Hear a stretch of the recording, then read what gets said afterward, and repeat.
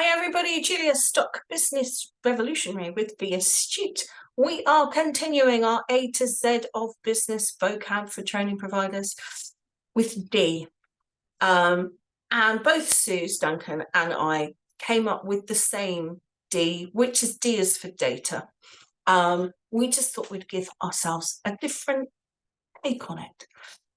Data is everything when you're running a provider.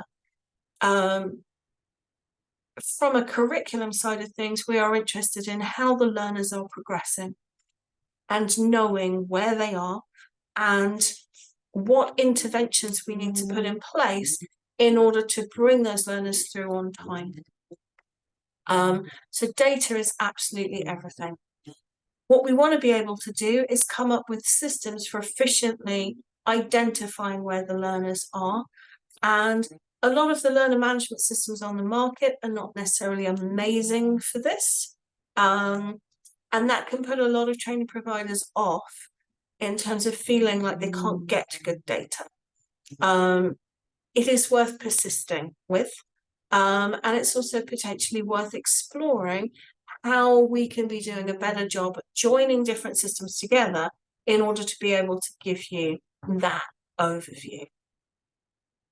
Being able to know how many learners you've got in training every day is a really important metric. Knowing how many people are due to be starting that month, that week, that day. Have you had enough application forms in order to generate the starts that you need that month? Are they the right kind of starts? Where are you in terms of pushing those applications through the initial assessment process? Do you like the scores? Have you got specific qualifying criteria for learners to be allowed onto program? I'm not talking about the normal Education Skills Funding Agency eligibility criteria.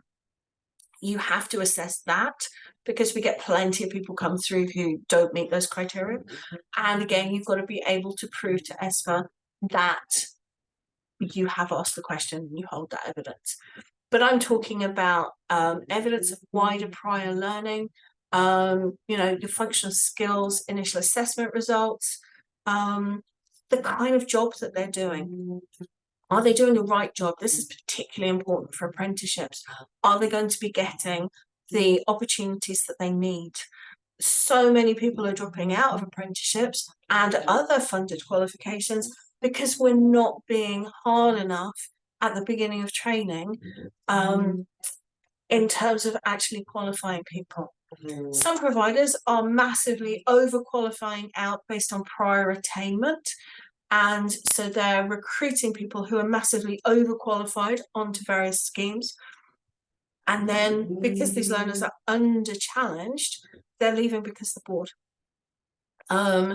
So that's not necessarily a great plan either. It's about getting it right. It's that kind of Cinderella impact, or even Goldilocks. We want it just right. It's not too much and not too little.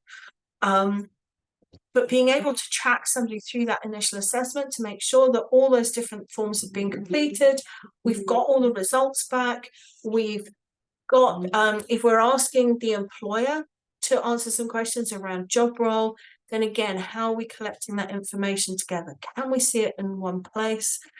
Can we use that data to drive decision making? Are we making sure that staff lower down the food chain have got access to appropriate reports to help them drive performance?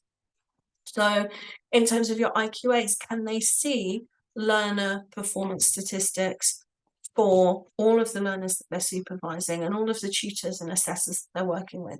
If they can't, you're kind of asking them to do their job with one hand tied behind their back. And if they can't easily run these reports in real time, then you're making them work on old data, and it never works as well. At Be Astute, we do a lot of work with businesses, helping them to improve their data collection, their data organization, and reporting. So if that is something where you're feeling like you don't have the answers at your fingertips that you would like, then we would love the opportunity to have a chat. So that's D for data. Thank you very much.